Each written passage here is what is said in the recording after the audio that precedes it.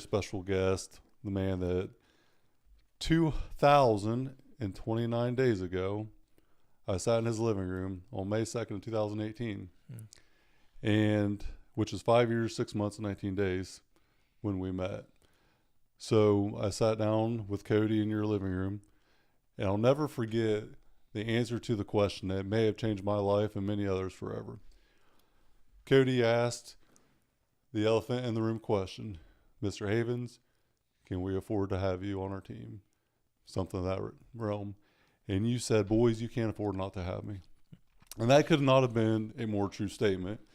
And to this day, whenever someone says, I want to start a business, acquire real estate, do anything, I say, give me your keys. Give me the keys.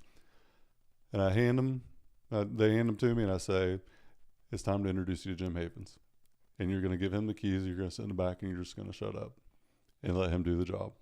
Because that's exactly what happened with us. Well, thanks. That was a very, very special day for me. So Jim Havens, glad to have you on. This is a pretty special moment for me. You were one of the only people in the world that ever believed that Cody and I could buy our pipeline. Actually, you're probably the only one, and the other ones that ended up working with us probably were because of you, if nothing else. So, Jim, you're the owner of Havens Limited, which is your law firm. Cardinal Title, which is your title firm.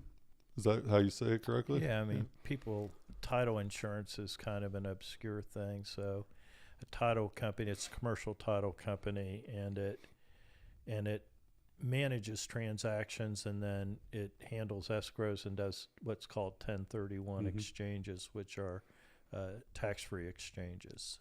Yep. Gotcha. Yeah. And then Rudolph Investments. Right. So development management of property itself. Correct. So the Iron and Infrastructure Podcast is the name of the show. Yep. You are a guru when it comes to infrastructure development, all of that. That's your wheelhouse. Tell us a little bit about the niche of your three businesses and how you separate yourself from kind of everyone else with your specialty. Well, sure. Let me go back to your story about Afford. Many people would look at the typical things that we do as a cost. And my insight, I think, early on was to try to figure out how to be of value. And that sounds common or trite, but many people, when they're interacting with an attorney, they look at you as a commodity. So it's like, how much is this going to cost me? We really tried to become highly focused on determining how can our efforts and insights create value for a client. So we measure our progress more by how much value we create rather than to look at the cost side of it. And so what we try to do is to protect and sustain and grow net worth. And so you mentioned our law practice. Our law practice is on the protection side, where we try to protect clients in transactions, how we help them move through the transaction, how we set up their entities. The sustain part of that moniker is our title insurance company, because we manage their money and move them through a process to sustain their wealth. And then with clients, we also on occasion partner directly with them. So they may have some kind of an issue that they can't get to the finish line on. And so we usually provide some essential link to them that we can't provide through our title company or through our law practice. So we'll provide the financing for them, or we'll assemble their construction team and those kind of things. So that's really the three ways in which we try to protect, sustain, and grow net worth. And the law firm itself is probably a small portion of what you do, right? It is. It's smaller. I spend more time in the development side because, again, if you look at value, it's much easier for us to create value for a client when we can be on the development side. Right, absolutely. And then so you meet potential partners, later down the road by representing them through your law firm, and then you help them build net worth, and they go, into the development side of it. Along the way, it's a one-stop shop. Correct. It really is. Yeah. Yeah. I mean, so our law firm and our title company become a source and a network for us, and an interaction for us to look at lots of different deals and transactions, and then we can be selectively beneficial to people that we meet through that network.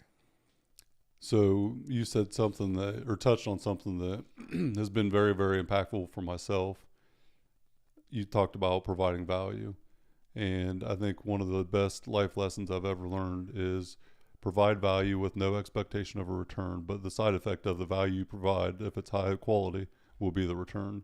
And it'll be much more than you would have ever asked for a lot of time. I've definitely learned that. So it's the greatest things that happen to you in your life are unanticipated, right? So if you look back over your life, you have all these incredible things that happen. I mean, we do all this planning and we do these things by intention, but it's the unintended things that come along that come out of left field. You never anticipated it. And so if you have this value providing attitude, all these cool unanticipated things come to you. And being authentic. I remember the day that Adam Lewin was speaking at an event, and my father-in-law works for Adam, and there was no reason why Adam Lewin should have gave me the time of day for where I was at that time and where he was at, coming off the stage of a Big Brothers Big Sisters annual luncheon. And that's where I waited for him probably a half hour, 45 minutes. I have no idea why that day, but I had a conviction that I was going to talk to him. I was going to shake his hand one way or the other. And that's who ended up introducing us to you. If I wouldn't have done that, we may not be sitting here right now, right? Well, sure. And so you've touched on your great unique ability, and that is you are fearless about reaching out to people and interacting with them and being in the moment, and suddenly an unanticipated benefit occurred. And I knew Adam Lewin and that Lewin family who owned Hamilton Parker.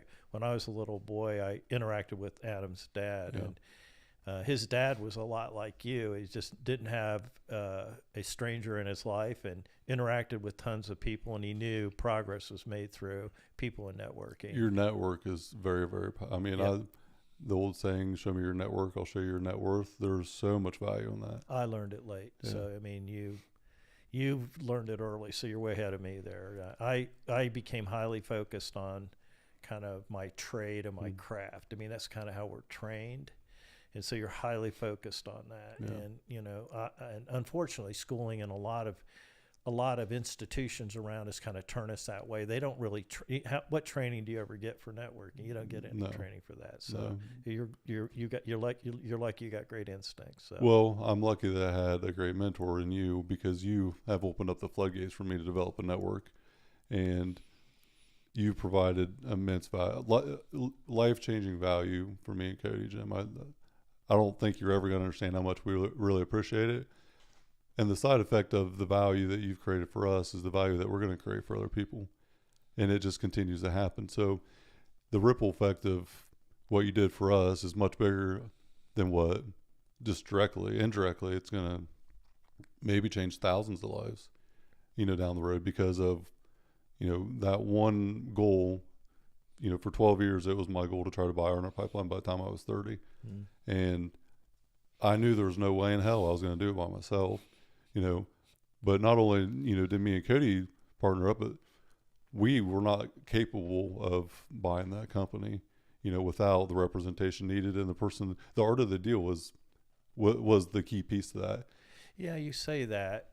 You had the pieces, but you just needed a structure, an architecture, and a sequence that will allow you to achieve it. I mean, you'd done all the hard work. You'd spent all those years learning that business. You had completely gained the trust of the owner. And so a lot of the hard things you had done, we just had to be able to tell the story to a lender. And it just took us a while to find the right lender. Well, there's a real reason why. Understood the story and would have confidence in the story. So look to your right up there on the screen. You see that 37K? Yes, sir. Do you know what that represents? No. That was my net worth. The last PFS that we did before closing on our pipeline was $37,000. Okay. So that's supposed to be a 45-pound plate, but I changed the 45-pound to 37K at the end. Well, that's January of 2019 was the last PFS. wow. It was $37,017 and like 87 cents, and that was some equity in a house I had.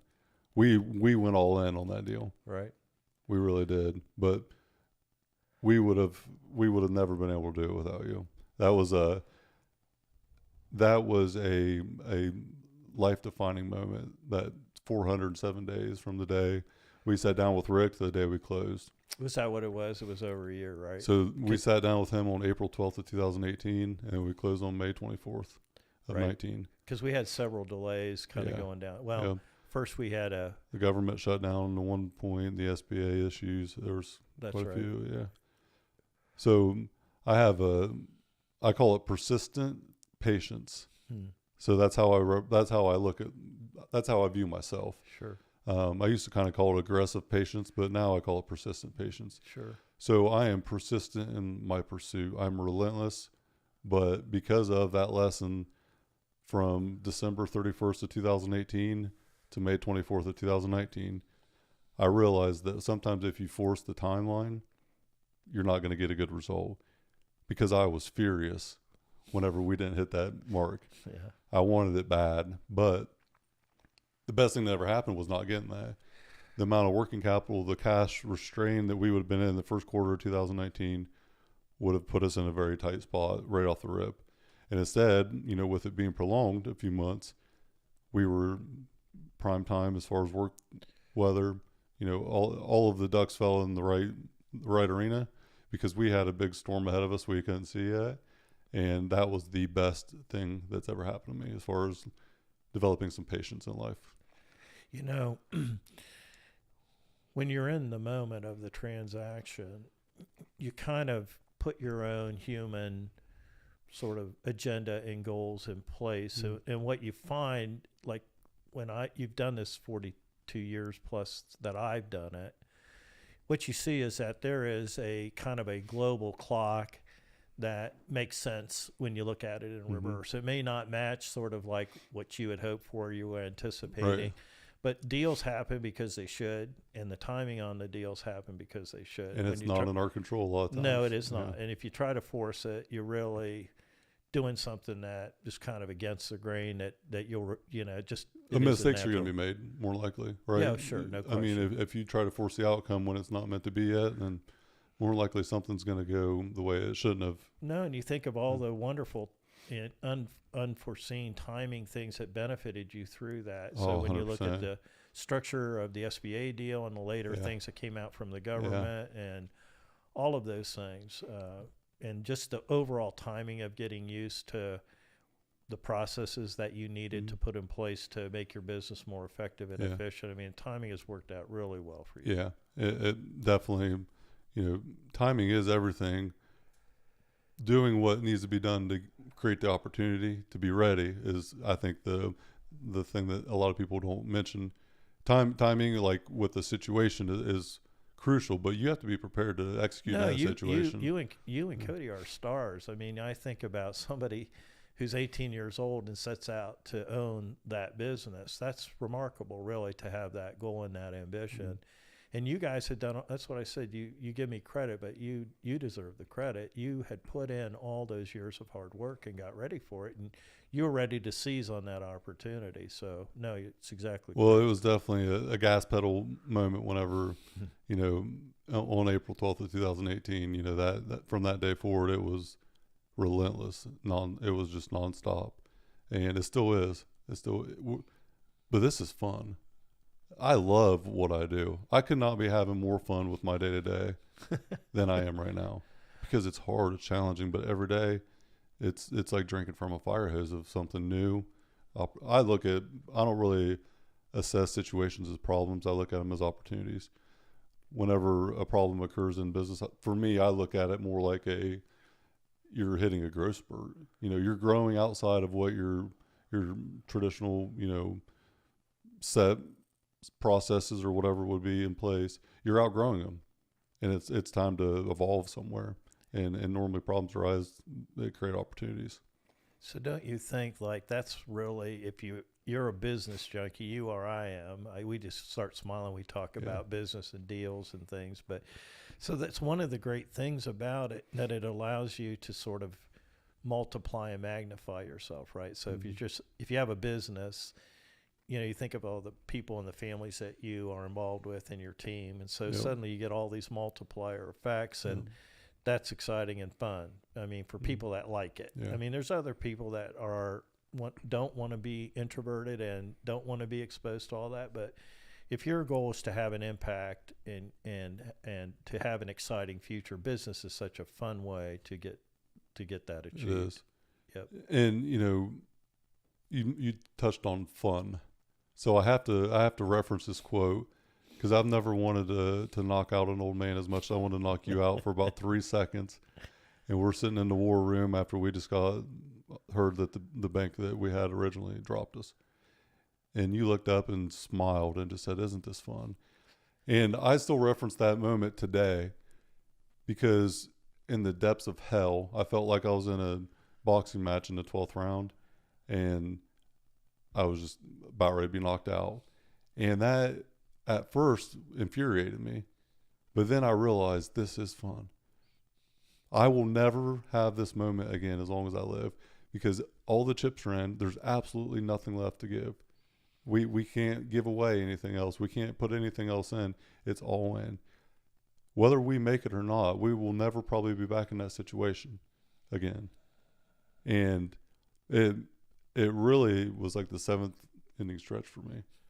I recalibrated a little bit after my white knuckles came out, and I thought, man, this is fun, because I'll never have this situation again as long as I live. And this is the defining moment in my life as far as being an entrepreneur. It was a defining moment, because we had, again, ideas about who should be our lender. We had ideas about that, and those ideas really needed to be thoroughly tested. And they got tested, and there was a lot of hope and anticipation put in that decision, and then suddenly it goes away. So for me, one of the reasons it's fun is because complexity. So what you were saying, this moment never happens again. Complexity creates interest. And so at that moment, I knew our situation was going to be complicated.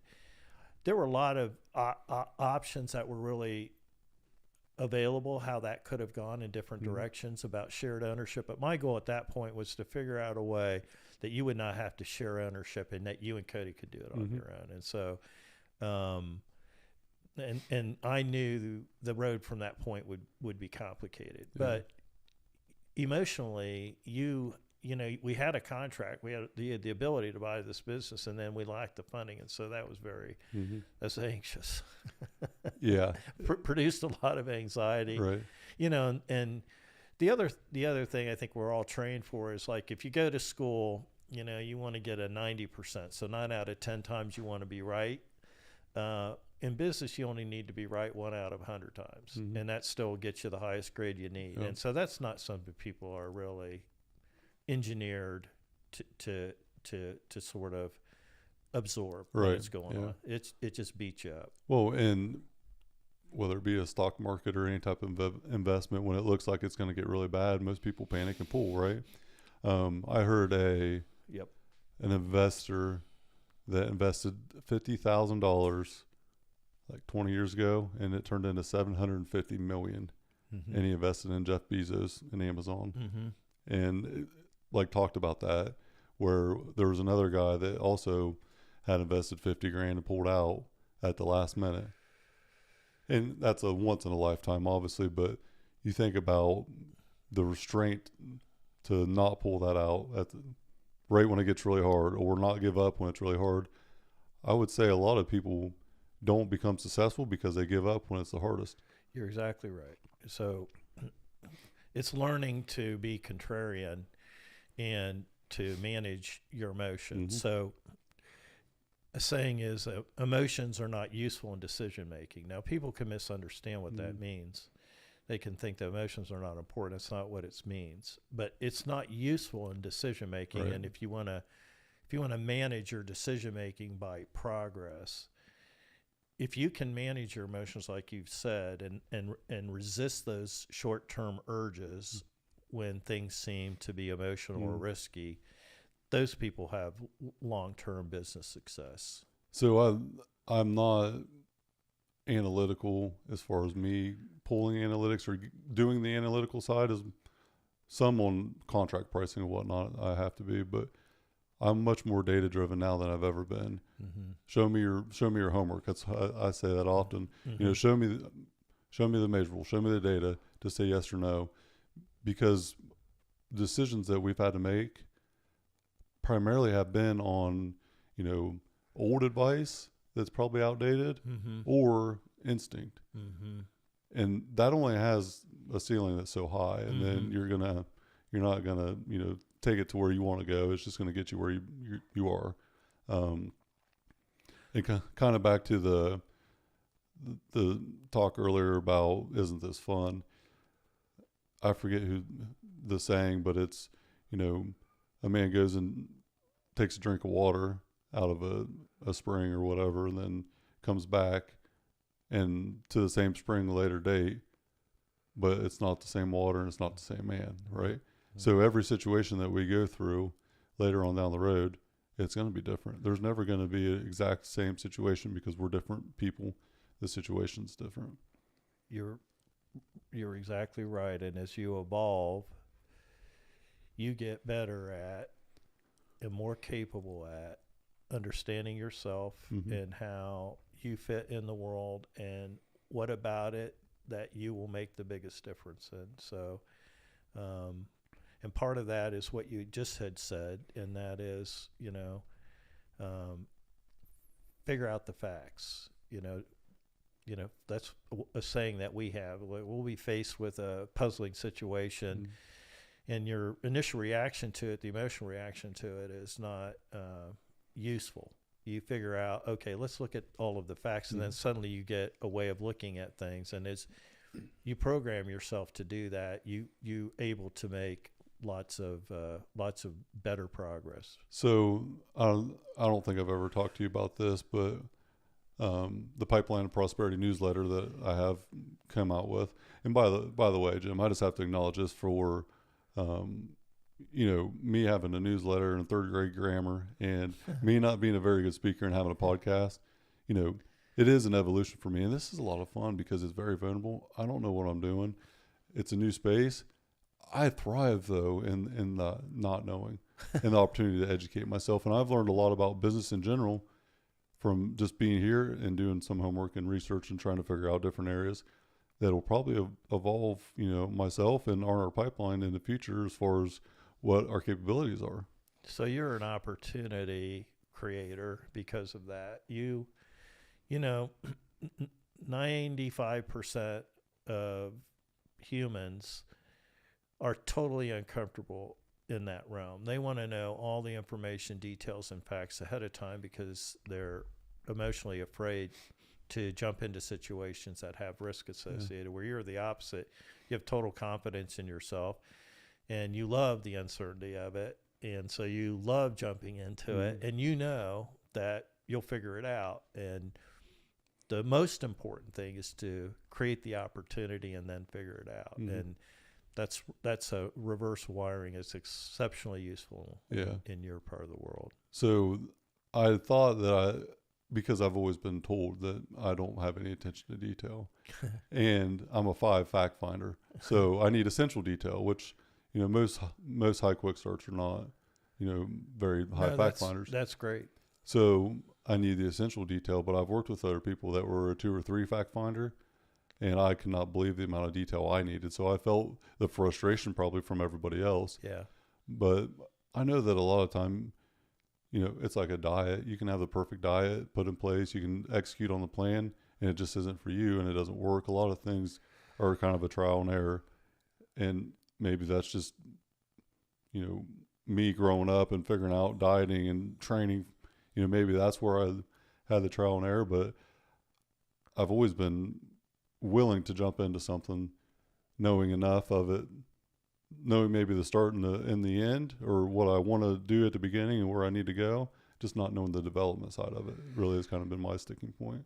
Well, you very readily accept team members around you that assist in a lot of those type of things. So, I think some of that maybe you learn on working in the construction crew, when you're young and you see a lot of different personalities of people. And at first those personalities could annoy you, but what you come to recognize is that they have skill sets or ways of doing things that are different than yours are, that are beneficial. Right. Just like me and Cody. And so you can overlook those surface things that get people hung up typically. And hey, these people are useful on our team and they're going to help me make progress, and 100%. And you feel comfortable with them. You like them. Well, I mean, I always describe myself as an organizational dumpster fire on nitrous. That's literally how I describe it. I'm a 2 follow through, and it's, I've spent a lot of time with, I have my weekly planner that came from Strategic Coach. I made my own, and I put all my quarterly goals, my annual goals, my roles and responsibilities. I put everything in that planner. Yeah. And I'm still unorganized, It's been a sticking point for me forever. So we look in administrative assistants like paralegals and things like that.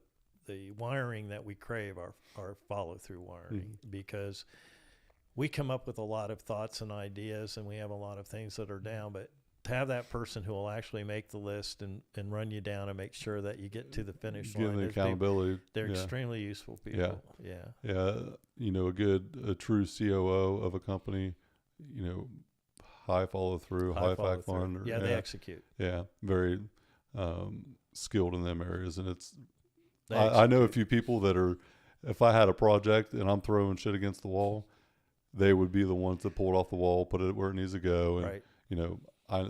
So I know my strengths, I know my weaknesses too, and I'm okay with my weaknesses. I'm okay not understanding or not knowing. At the end of the day, I am 100% authentic, and if it comes off the wrong way, so what? Well, so just look at yourself and measure from where you started and where you are today in the business. If we would have followed the old school model, that you're not trying hard enough to work on all these weaknesses, you would have wasted a ton of time. So you've gone with your strengths and you've embraced them, and you found ways to spend your time there. And then you look at your net worth change, and people never ask you for your grade card, right? Right. They ask you for this. Yeah. They ask you what's your progress on your net worth, and that's the great thing about business. It allows you to give the world's evaluation of your capability. It's not some academic, or it's not some artificial environment that wants to grade you on a certain set of criteria. You're testing yourself against the world, and that's why your financial statement and net worth is a great way to it really progress. Is. Yeah, it is really the king of all measurables, isn't it? Yeah. As far as business goes, I mean. Sure. Yeah. And understand valuation and how you get there. What can you do to create that net worth gain, and what are your efforts and energies there? How do I best spend it? And you create opportunities. I mean, Jake, you've given us so many great clients over the years. I mean, it's just amazing, and so you've generated all kinds of great net worth for us and benefits to us, because you've sent us different business clients we've been lucky enough to help and work with, and so there's been great. The value with no expectation of return, and that's what happens is open up a door for me, and I try to open up a door for you. Sure. I am a partnership person, and I think pride in our industry is a lot of that. It's all me, I, no we. And I remember me and Cody both were coming up through the field working with one foreman that would leave all day. And me and Cody would work our ass off all day. This guy would leave, and then he would come pick us up at the end of the day. We'd hop in the truck and go home. He'd call the owner and say, yeah, I did X, Y, and Z. I got this done. I. Yeah. And we had seen that a lot. And I think that's why we're so big on team unity. Me and Cody understood, and we had our own, discussions to get that trust, factor played out at the beginning. But we understood that it's not Jake open up a door and Cody doors, his door stays shut. I'm opening up my door, I'm opening up Cody's, and vice versa. Right. Like, we're opening up both doors, and we understood, yeah, we can go from, we can grow the company $10 million, individually, but together we can grow to $100 million at the same time. Right. Because we're evolving, and then our strengths and weaknesses complement each other. So me and Cody are polar opposites. We're going to take a different route to get to the end, but we're going to the same place. And thankfully you're opposites, because you Yeah. cover each other's shortcomings. What you said about partnering. One of the things that I noticed in my time in 42 years of business is that corporations, if you look at the top 10 publicly held corporations 40 years ago, and you look at them and how they were organized, and you look at today's corporations, one of the huge changes have been away from this very structured, hierarchical, to lots of partnering relationships. And so, like, you look at Microsoft or any of these big publicly held companies that are information-based companies, they're into a lot of partnerships. They do a lot of partnering back and forth. And so to have that partnering mentality fits with the way people want to interact today. Not only that, so for me, I looked at it also, it was kind of a natural thing from probably just childhood growing up to see, I don't want to do it all myself. Yeah. First of all, I don't want to work that hard to get this. Yeah. But if you don't go into partnership or, look at your team around you like partners, who you place around you is also kind of a partner. Sure. So that's a generational thing that's interesting to see, so in my, I'm a baby boomer, so I got to watch the behaviors of the older generations, they call the greatest generation, and sort of like their set ways that they think they should be. Right. And then you're watching younger generations, and that's been a big change in personal attitude. Right. Well, tell me if this plays in or not. We went to a seminar in March in Chicago, and there was a gentleman that gave a speech and talked a lot about the global economy, but specifically the energy sector, and was talking about the amount of workforce. It was a workforce development portion of it. Talked about the workforce and the percentage of workforce by generation, baby boomer, Generation X, and up to the current generation. And it was decreasing every year. Yep. And he gave us, a great seminar. It was one of the best I've ever heard. After it was done, I did what I normally do, and I waited for him, and I went up and introduced myself, and I talked to him a little bit. And when he was talking, I was thinking about the generation that I came up in, and how, because of how I was raised in the pipeline world, or how I was treated in the pipeline world, is why I'm the way I am today. So the Great Depression, 1933, right? So your grandfather was probably living through that, right? Yeah, exactly. So what happens after the Great Depression? Everybody has a scarcity mindset. Exactly. But now, I was kind of raised at the end of that, but the generation now, they don't have any family ties to that. I think, is there, that 3 to 4 generation gap in the last almost 100 years now, where that mindset has went the other way with technology, because you have instant access to everything in the world. There's not a scarcity of food, because you can go to any street corner and get food instantly, cheap, where now there's an abundance, which is why society is probably so soft now. No, I would have never thought of that, but that's exceptionally insightful. So you do think about the way that generation was raised and what the economy provided, and it really was an economy based on scarcity. You talked about saving your pennies. That generation would have never had the idea that they could create their own abundance. And so you move through manufacturing, service, and now information, and you think about how few resources it really takes to unlock all of those capabilities in your mind. It's it's held in your hand, and it's you can create your own app or your own intellectual property. And so this ability for abundance is a mindset that's been reinforced by gaining distance from that depression set people. And I hadn't thought of that. That's And so it Interesting. ties back into the original thing we talked about was value. Yeah. I'm on a mission to create a, our pipeline is going to be a place of immense value for everyone. I care about people personally. If I can help inspire them or help change their life personally, professionally, the outcome will be there.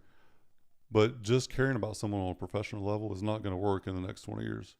I truly don't think that it's going to be, opportunity for higher wages. Yeah, that's great.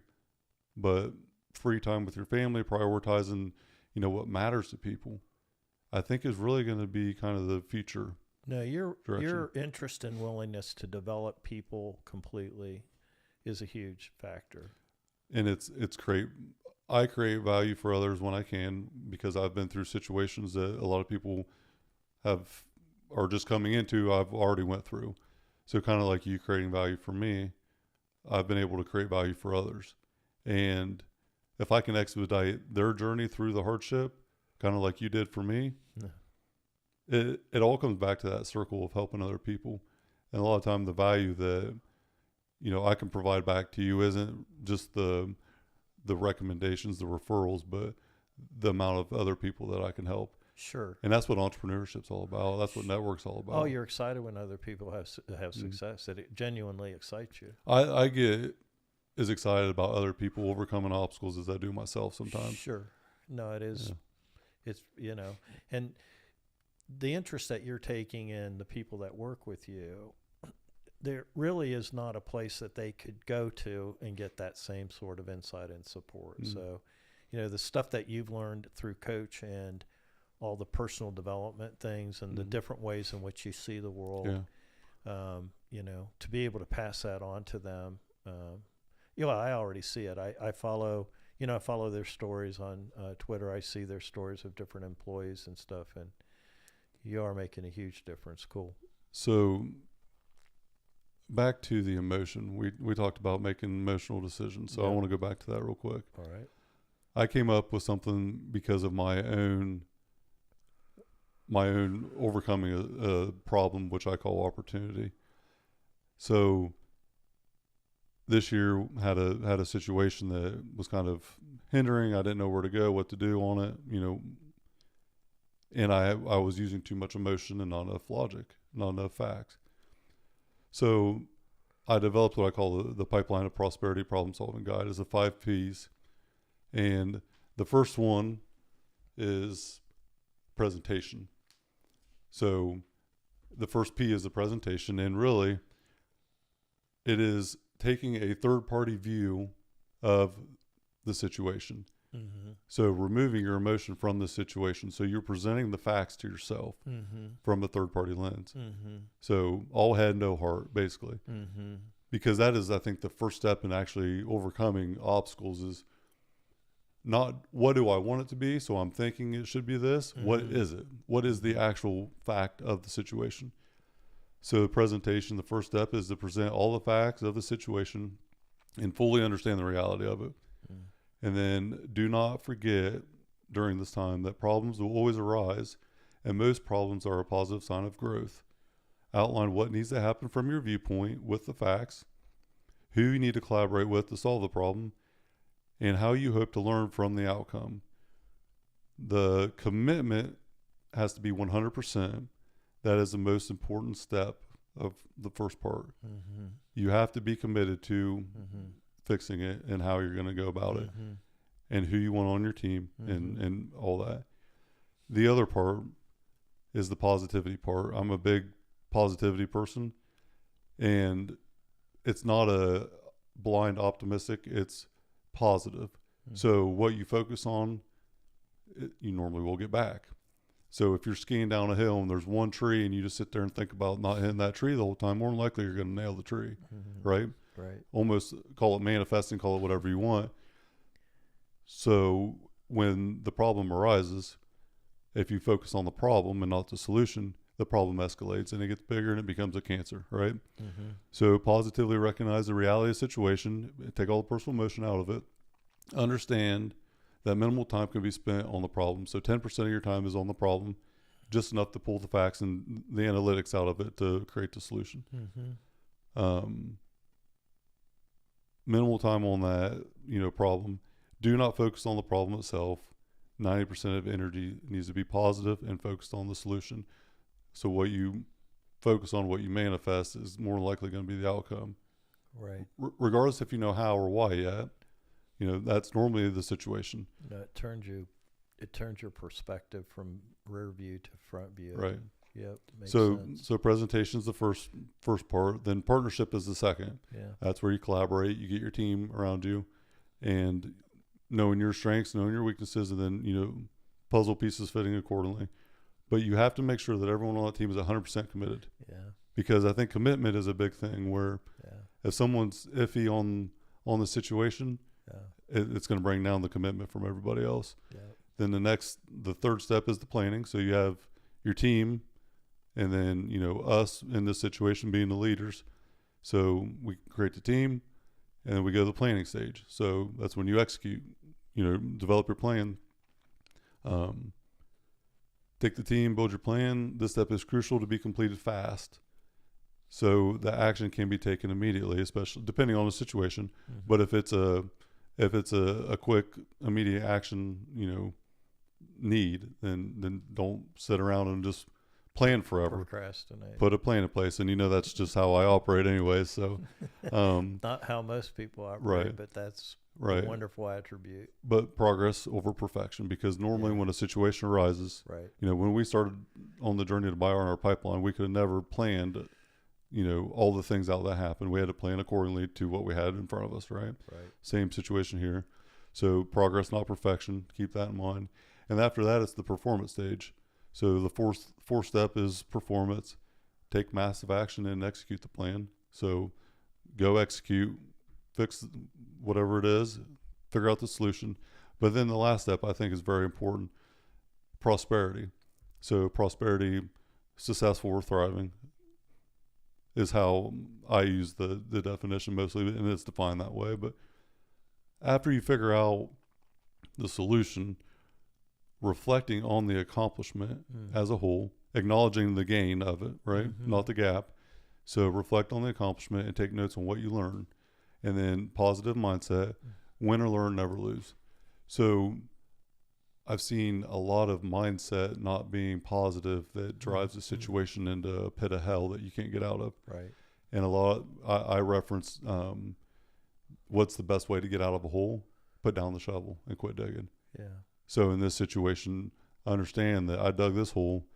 Now I'm out of the hole. Now I'm going to put all the dirt back in it, and I'm moving on, and putting the things in place, the data in place. When you see signs of that coming up again, then it's a trigger. You understand it.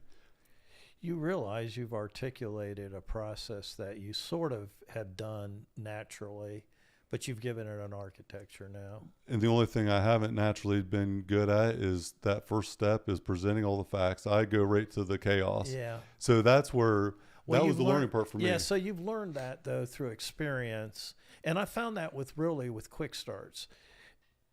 Many of them get to a certain point and they can't overcome where they're at, and most of it has to do with their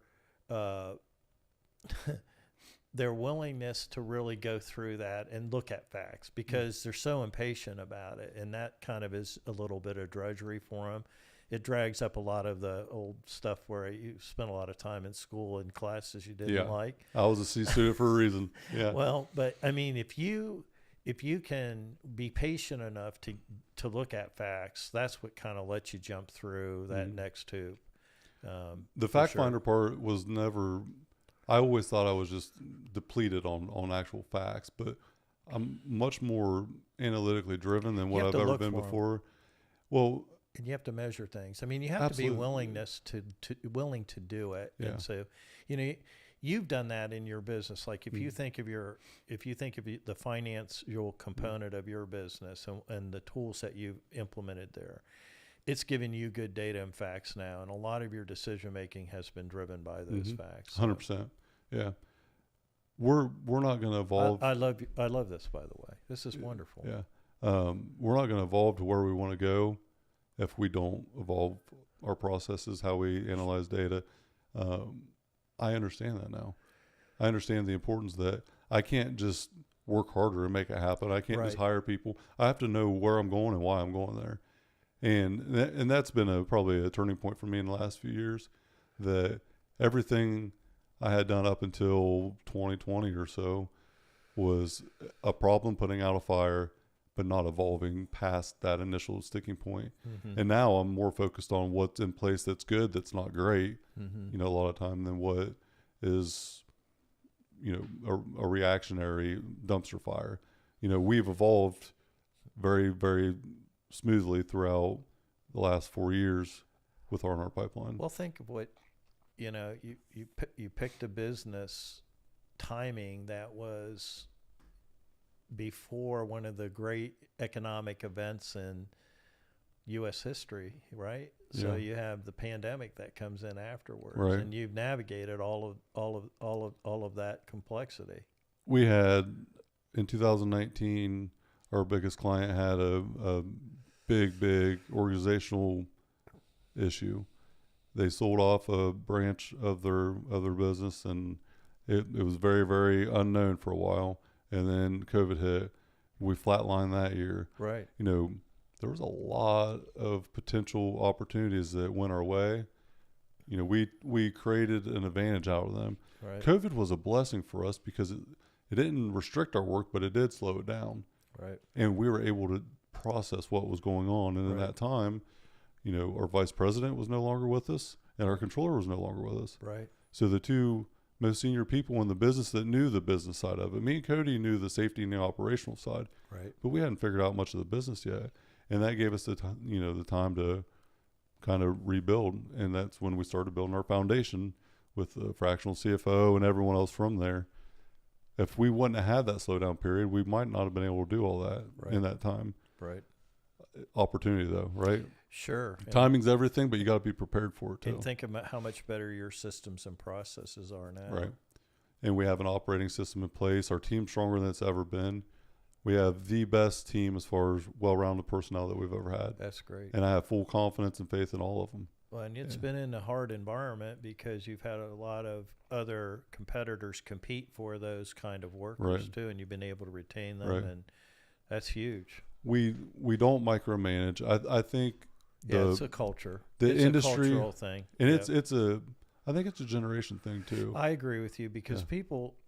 younger people feel that culture. I mean, people in my generation, it's kind of like you got used to working in difficult cultures. You just didn't complain Right. about it. But now it's more of a human value that's, in addition to earning money, you also want to be in a culture that doesn't drain you and is And people want to be reinforcing. recognized for what they're Sure. doing too. And I think Sure. that's something that's really understated with our industry. I see all the time high level, high accomplished people that want everyone to acknowledge them. I don't want anyone to acknowledge me. Acknowledge the team. I saw that with a lot of, as you know, I grew up in a construction Mhm. family, and I worked around a lot of very capable blue collar people. And I could see the things that they could do. They could read blueprints and they could do all these things, but they never were acknowledged. I mean, their names were never on the buildings. Yep. They were always overlooked. They were always taken for granted, even Yep. though they were exceptionally capable. Yep. You know, that's And what partnership opportunities are being missed because of that? sure, Some people just want to feel appreciation every day. sure. Don't want to come to work. I call it a bureaucratic hamster wheel, and I think Dan Sullivan references something close to that. Yeah, He always talks about a bureaucratic system, but yeah, if people get up every morning, roll out of bed, and they hop in their car and just start driving, where the hell are they going, right? Mhm. And I think that's something else that is not talked about very often. yeah. So in the book, I call it Journey to the Next Destination.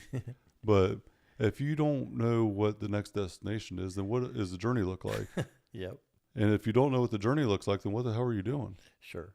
And it sounds so simple, but if you put the destination might be 2 months ahead of you, right? It might be a quarterly goal.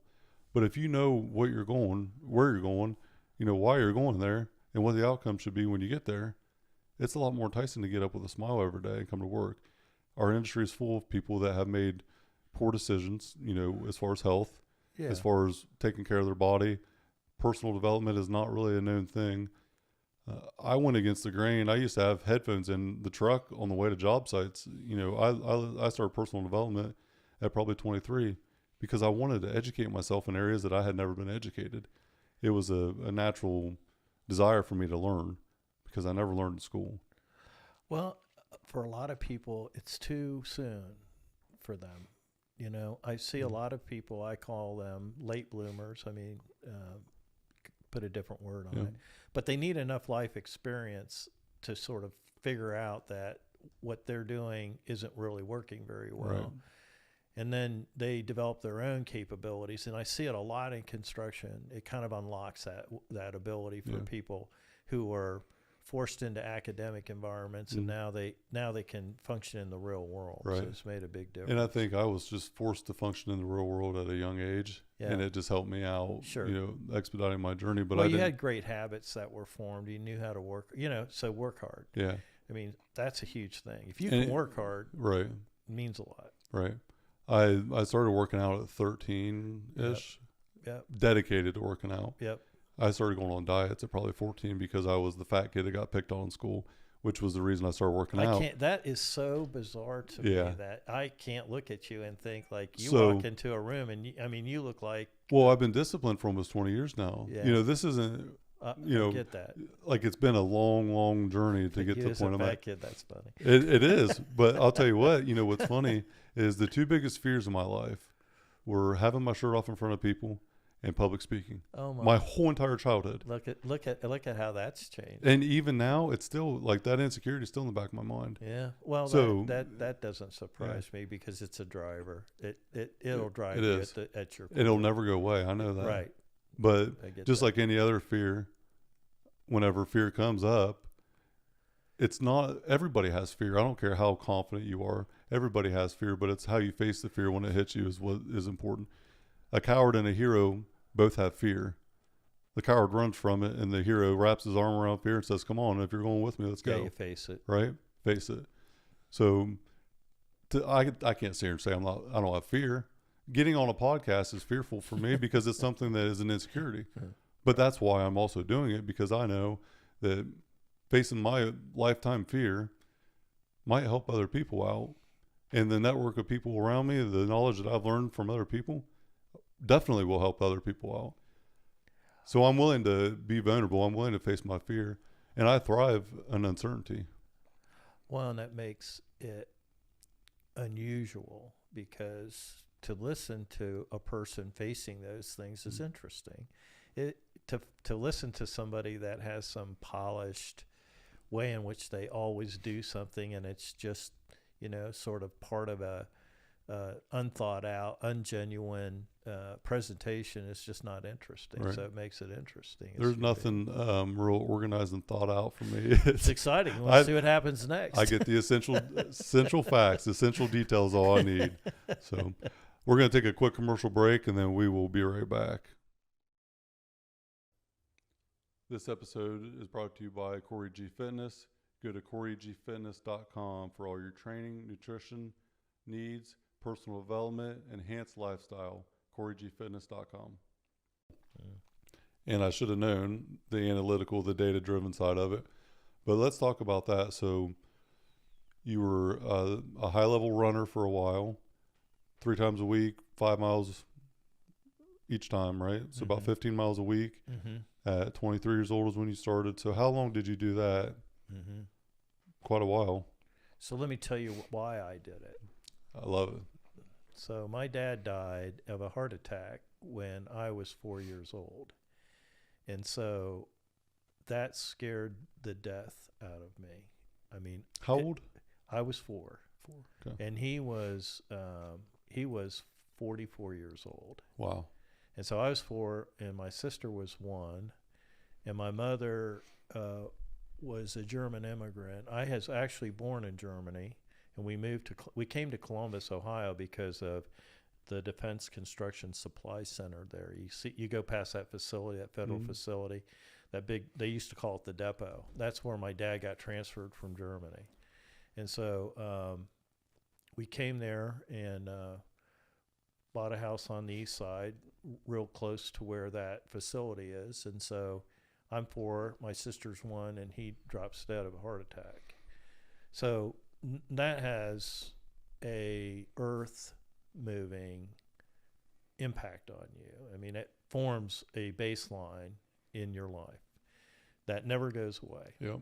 So I became obsessed with avoiding that. I just didn't want that to happen. And so I tried to figure out what way could I insure myself against that from happening. Mm-hmm. And so around that age, I just said, well, if I run 5 miles 3 times a week, I think I can prevent that from happening, and I can survive and survive longer than he did. So for the longest time, it was just my goal to get past age 44. It was kind of like a big black curtain in my life. And Really? so I thought, that's why I was in such a hurry to do everything, because I thought, he didn't make it to 44. I better get everything I need to get done by age 44.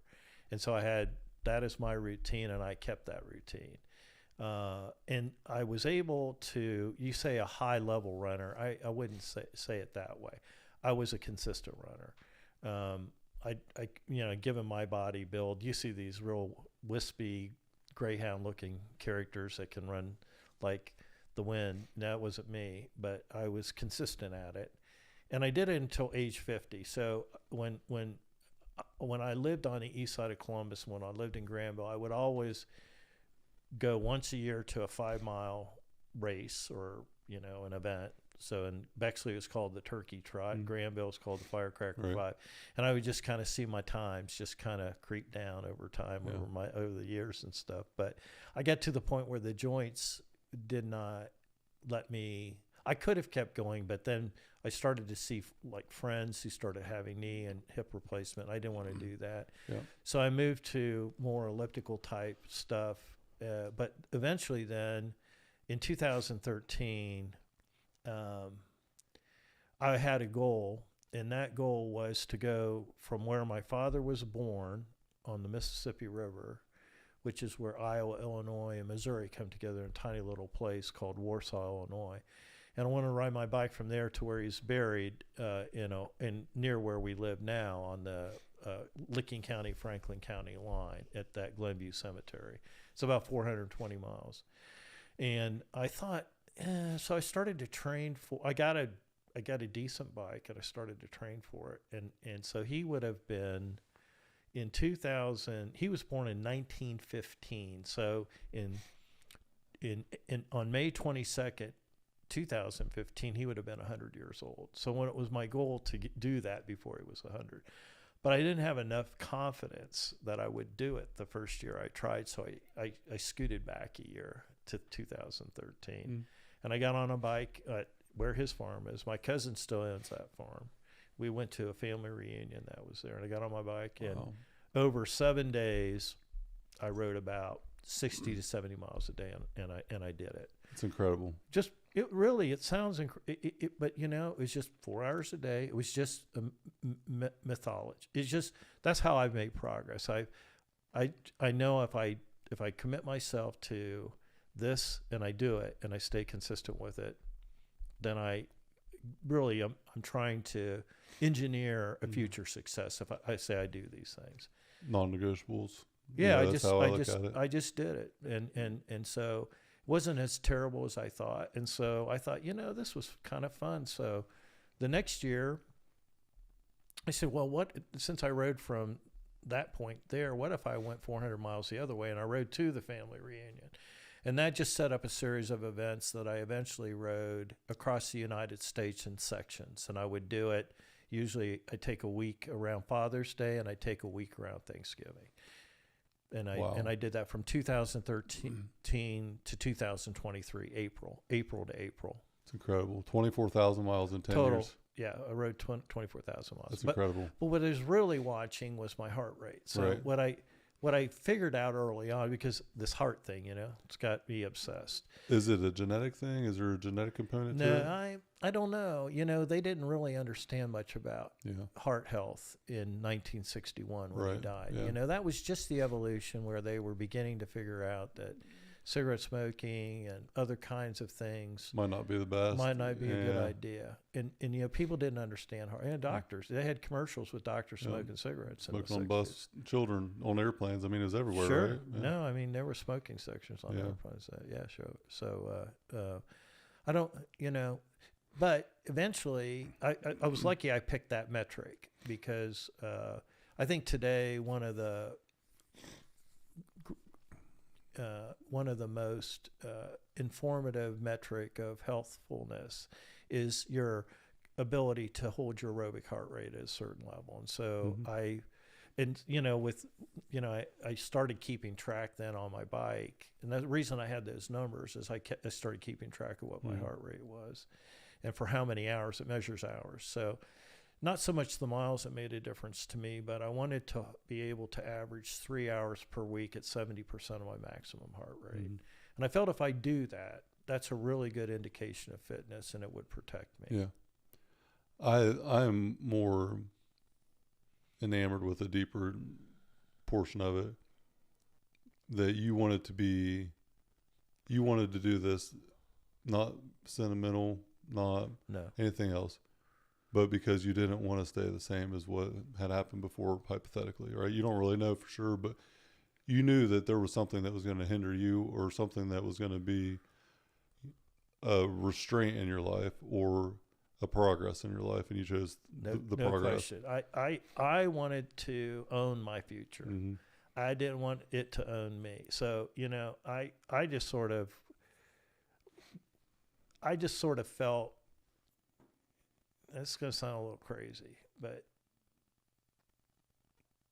I didn't believe that the world was a place that was going to naturally take care of me. You know, I couldn't sit by passively and just sort of assume that the world was a safe place that was going to take care of me. I assumed the opposite very early on, that I needed to influence and take control of what the future was. And so I wanted to always carve out goals that would allow me to sort of manage my own future. I would say it that way. Focus on what you can control, right? Yes. I mean, attitude and effort to things that are always in your control and pretty much everything else isn't. And, you know, that's why I'm big on positivity, because the attitude that you go into a situation with, a lot of time, the effort applied to that attitude can really change the dynamic of it. Well, you know, Jake, your focus on health and how much energy it gives you and your commitment, like you get up so early in the morning and you do tons and tons of, you spend a lot more time than I have as far as focus on that. But I can just see it in your energy levels, your enthusiasm, your confidence. It forms the basis of doing that. Because if you sort of don't feel good or you feel less than 100%, it turns you into saying, okay, well, I'll skip this. I won't do that. Yeah. I don't have that. But you know what? You have capacity now to work. And I was always able to work long hours and long shifts. I mean, he just was able to do it. I do it because I'm selfish also, because I have to be selfish. I have to wake up at 3 o'clock in the morning when that alarm is set. It is a non-negotiable. There's been times I went to bed at 11 or midnight and felt like hell the whole day, but it's non-negotiable because I need that release. I need that. Yeah. That is my free time. Yeah. That is my violent sanctioned time that's really therapeutic. Even doing this right now is therapeutic to me in some regard, because it's insightful. I'm really interested in Jim Havens. I'm really interested in what you have to say and how your brain works. I'm always interested in what people have to say. And as bad as I am as a listener, I'm trying to really acquire that skill at a high level, because I've learned a lot from listening to other people with personal development, coaching. And so it's really like an initiative of mine now to be a better listener and being present. But I wake up at 3 o'clock in the morning because I'm selfish. But what I realize, I have to put all of myself first, because if I don't, then everyone else gets a lesser version of me. So there's times where you do have to be selfish, where if you put your wife before yourself, and then you're miserable. Well, she's getting a lesser version of you, right? Or anything in any type of friendship or partnership, you have to do things that are going to put you in the best headspace, that are going to make you the most valuable to others that you care about. And so I look at it another way too, as far as who you look up to. So growing up, everyone has their own superhero, whether it be, a Spider-Man or Superman, and then you normally latch on to a person that has an impact in your life. Yep. But what I've realized, Jim, for me in the last few years, I have to be my own superhero, but not who I am today, who I strive to be in 10 years.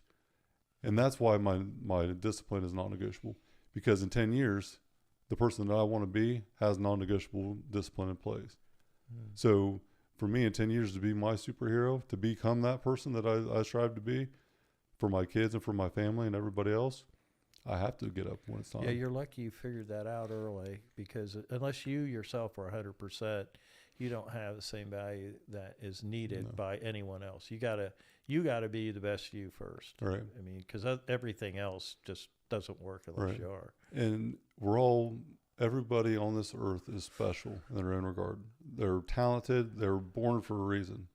Just being born alone is an achievement, right? And so many people, if they looked at the facts on that, they would understand. But everyone has a purpose in life, but actually figuring out what that purpose is and actually defining your own success. Success isn't us sitting here talking about business ownership and entrepreneurship. To us, it is. This is success to us. This is fun for us. But success could be, being a volunteer. Sure. Being a school bus driver. Oh, absolutely. Being a teacher. No, absolutely. Giving back to the communities. No, you and I know those construction guys, and they're on top of the world. They come out there. They are king of that construction site. They're completely 100% self-satisfied, happy. See it with moms and kids. Mm-hmm. You see it with people who work in charitable organizations. And that's absolutely, great. Yeah. And that's part of the message I want to get across to people. It's what I'm doing is no one else's success. It's mine. Sure. Right? Everyone has to define their own success. But it's pretty common not to know what that looks like, too. Yeah, they let the world run them instead of them run the world. Exactly. I mean, that's a mind shift. Yeah, and it was for me. Sure. And going out on my own and just fighting everything and everyone that I'd ever been around growing up, and anyone that had influenced my life did influence it, but it influenced it to see something different. That's what I want to do here. That's the big picture of this. To me, the iron has built a calloused mindset for me, a relentless energy, and the ability to be confident enough to take risk and do this. Infrastructure is building society, right? Everything that is society, economical, but it's also your personal infrastructure. So how can you take, iron, whether it be wellness, fitness? We have different avenues on our wellness, but we're both focused on our wellness. Sure. For building our personal infrastructure. No, it's a foundation point. And then just like the pipeline of prosperity is, what are you putting in your pipeline to be successful? What are you putting in your pipeline to achieve prosperity? That's what it's all about. That's why the newsletter coming out, I'm starting at the very basics, because I want guys to understand that The Compound Effect by Darren Hardy is one of the most valuable books. Yeah. That's the one that I just put in my newsletter. There's 10 or 15 different bullet points in there that will change your life if you apply it. Because just like you said earlier about the consistent habits and getting better just a little bit every day, you're not going to conquer the world in one day. But if you keep chipping away at it and keep putting bricks on top of bricks every day, eventually you're going to get to the point you want to be there, right? No, that's true. There's a lot of power in that. You are anywhere you are in the current part of your life, you're the cumulative habits of your life to that point. And so the one thing you can do is you can keep acquiring better and better cumulative habits, so you have that better you that you're talking about in 10 years for sure. You're 100% disciplined to your existing set of habits. That's right. Right? Yeah. And if you have bad habits, then you have bad results. And if you have good habits, you have good results. It's that easy. It really is. It keep bad habits. You acquire enough good habits to crowd the bad ones out. That's what you're hoping for. Right. And for me, I'm at a different level now than I've ever been in my life. Probably 8 to 10 weeks ago, I was talking to Corey Gregory at the gym one morning, and I've had gut health issues my whole life. So kind of like you're aware of the heart thing, right? It's something that's always on your mind, regardless if it's conscious or not. It's always there. Right. And you make decisions to overcome that. Right. Gut health has been something that I've struggled with my entire life. I had a bunch of food allergies with testing done. It's been a constant struggle for years. And now I understand it much more. So now I'm much better off. I decided to switch my lifestyle up a little bit. I wasn't eating bad, but I wasn't consistent the way I needed to be. That's tough. You listen to people that overcome that struggle, and that's a challenge. For me, heartburn, things of that nature. And I wasn't eating anything I was allergic to. So I'm allergic to, or I was, 15 or so different things. One of them being pepper. So I go out to eat. I can't put seasoning on a steak. Right. Like, I have to be very conscious of that. And I didn't make any drastic, crazy change. I just switched a few things and just stayed consistent. And I think it was probably 6 weeks. I'm kind of at my set point now. And probably 5 or 6 weeks, I lost 15 pounds. Yeah, you look incredible. All my body fat fell off, and I wasn't trying to do that. My training really didn't change that much. Outside of my ability to train harder, a little bit longer, a little bit heavier. I went from 245 to 250. I'm about 230 to 233 right now. Wow. And I have never felt better. I've never looked better. I did a competition 10 years ago. 2013, in April 2013, I did my first competition. See, you and I, 2013 to that's 2023, yeah, 10 years, yeah. Cool. But 10 years ago, I did a competition, and it's fun to look back over 10 years, isn't it?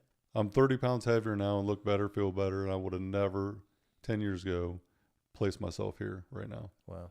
Wow, That's yeah, for sure. look at the last 10 years. Yeah. What a great journey. Yeah. It has definitely been a great journey, my God. I could have never wrote that story out. And just lived it. Yeah. Beautiful. Let's talk about one last topic, and then I'll let you get out of here.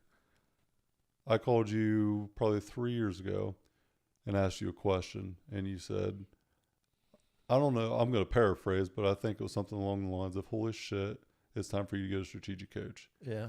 Because it was a business development question. I don't even remember what exactly it was. Yep. Something about acquiring customers, but it was in regards to business development. Yeah. And you had told us about Coach before we closed on the deal. You said it'd probably take us 5 years or so before we were ready for it. And I'm finishing up my third year. I just went to my workshop last week. It has transformed my life. It has absolutely evolved me, between coach and network more than anything. Right. Me My too. mindset different, time management's different. My viewpoint of how I operate, how you operate. Strategic coach has its own little profile, and you basically can speak a different language when you understand it. Right. And it is amazing. We've been speaking some. I know. For sure. And it's amazing the people that understand it. It's like we automatically know who that person is, right? Strategic coach to me, the last 3 experiences at Coach, all 3 of them, maybe 4, I've came back a different person. The first couple of years, I really didn't feel like I belonged there.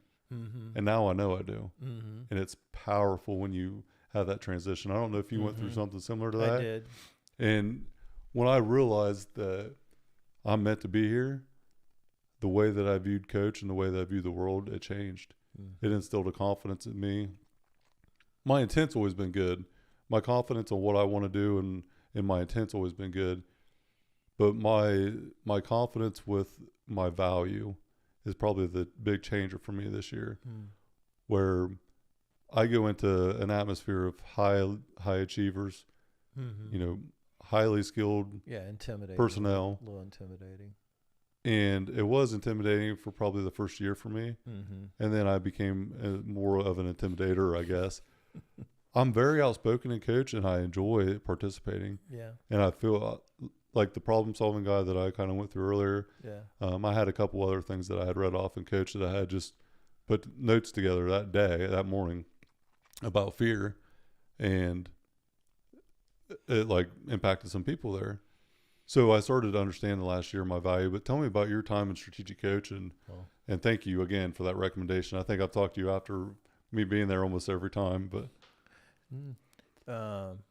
Well, I had a friend of mine, Ralph Antolino Jr., who I went to law school with, and Ralph had gone into Coach, and as you know from your attendance there, there are a lot of financial planning, finance kind of people that do very well Very through, well. it's very applicable to a lot of the things that they do. And I would read about it, I would look at it, and Ralph kept kind of coaxing me, you should do this. And, you know, I had that same personal valuation issue. I thought, oh, the people that go there, they are so powerful and important, and I'm just a little guy. And I let that probably negatively influence me for too long.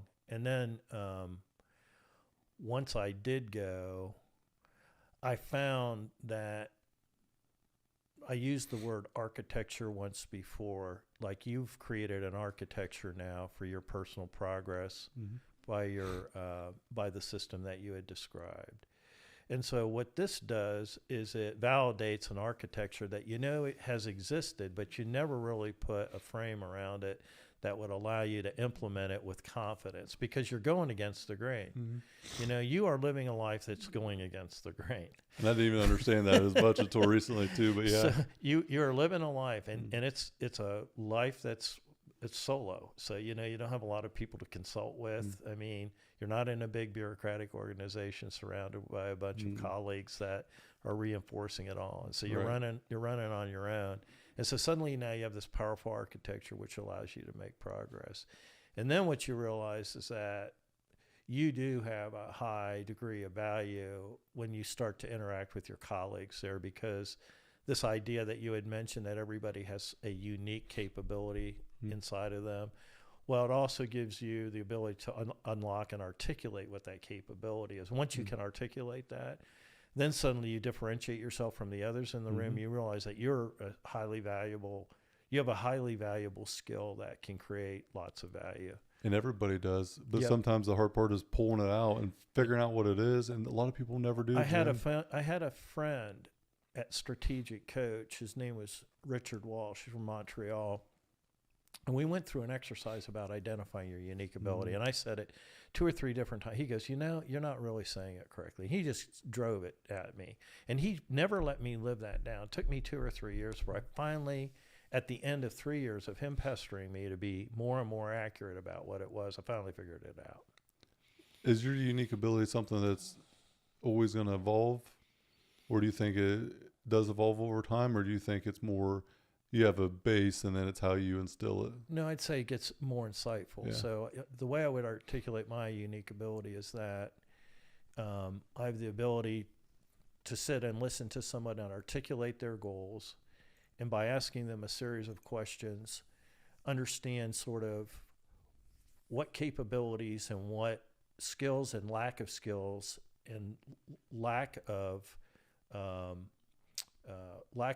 needed partnering exists for them to achieve where that goal is. And so I then can come up with a sequence of events. My brain can order a sequence of events that allows them to most efficiently get to that goal. So in your situation, I was listening to you and Cody, and I was hearing, I have 12 years of field experience. I know this business. I know it better than anybody does. You may be young, but you've got lots of experience. So people who buy in a business that don't understand it, that's extremely dangerous. I thought, okay, risk number 1 is crossed off. Number 2, do I have a willing seller? Yep. You have a founder of this company. He respected you guys. He loved you guys, and he wanted you to be able to buy it. And he was going to help facilitate that process. So again, my brain started figuring out, okay, you know, Cody and Jake are here. They want to get here. And how do we get there? And so my brain was filling in what were the gaps in that sequence. Right. And so I knew then really our only real issue was finding the financial component of it and how do we put that story together. I didn't even put value in my experience. The only thing I seen was the wall of the financial issue. Here, you know, and that's the difference, right? But see, here's the thing though, that's always the case. Right. Everybody always overlooks their strengths. They always do. Undermining your value. Yeah, right? Of course. It's very, very common. And I think you even had referenced doing that for years. Now, you figured it out way earlier than I did. So I always overestimated people and underestimated myself. And so but, you know, that's a motivator. when you walk into the room humble and you think everybody else is smarter than me, that's humility. It just drives you. So some of that's okay. Too much of it's terrible. Right. I have my business coach called it humble confidence, because it's not about me getting it right. It's about it being right. It's about getting the right answer. I don't care to take credit for anything, because I know who I am. I'm confident in my ability, and I can be humble in any situation enough to Sure. let someone else get acknowledged for the solution, and me not be that person. I could care less. I mean, you demonstrated that continually. So I know who I am and what I want out of life, and I don't need to be acknowledged. I don't wake up at 3:00 in the morning, Jim, and work out as hard as I do to look the way that I do for anybody but myself. I promise you that. yeah. It's the same in business, though. It's not, me and Cody own Arnold Pipeline. So unless someone comes and buys it from us, essentially we're going to be the most accomplished people at Arnold Pipeline to date, right? Right. But that's not about what makes Arnold Pipeline better. Us creating value for ourselves isn't making Arnold Pipeline better. Us creating value for everybody else does. No, That's where the company thrives. That's your growth engine, for sure. 100%. My unique ability, at least my first draft, is motivating others, building and enhancing relationships, and confidently leading by example in order to inspire others by seeing opportunity they cannot see. And just what you did for me, though, that's exactly what you did for me. You instilled a confidence in me, whether you know this or not, by seeing an opportunity I couldn't see. And I'll never forget, I was talking to you one day. I was heading to Athens, Ohio. I was at a rest area and on 33, right before Logan. And I was sitting there talking to you, and you were ranting and raving about something that I was coming up on. It might have been when I was looking to buy into Max Effort. And you said, Jake, you were going to make one big business move every year, or one big purchase every year for the next 30 years. Mm-hmm. And I thought, Jim, you're full of shit. Mm. But you've been right so far. No, 5 years later, here we are, and you've Yep. been right. No, that is something I can feel in you. I mean, that's about your evolution for creating a network, finding a new opportunity, sort of piecing together the various components of it. So I mean But that speaks to your ability to see it. Well, that's what I can do after the time that I've had, is because I had to do it for myself. See, it all grows out of, so, your structure that you've put together is something that you needed to do for yourself to make progress. And then what that does is it gets translated into your unique ability, so that you then use that as a process for success, and then you can apply it in the world. And that's what the world becomes interested in, and that's where your biggest upside is. Yeah. Wow. I wish I would have taken that. I'm going to have to go back and clip that out. That's powerful right there. I'm going to quote that for you. That was really good.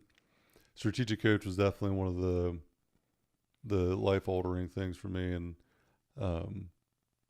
once again, Jim, the ripple effect of that, 30-minute wait to meet Adam Lewin was meeting you, and then look at the ripple effect from there. Sure. And I hope that I can do the same for other people down the road. Oh, you will. You are, and you will. So, you can find Jim Havens' companies at havenslimited.com, cardinaltitle.com, rudolphltd.com. Yep. Jim, I appreciate it. If you need your net worth evaluation done and you want to accelerate the growth, you better call Jim Havens. Take the keys out of your car and give them to this man right here and let him drive, and just sit in the back and shut up. He'll take it from there. Thank you, Jake. It's Appreciate it, wonderful. Jim. Thanks. This episode is brought to you by Max Effort Muscle. For all your supplement needs, go to maxeffortmuscle.com.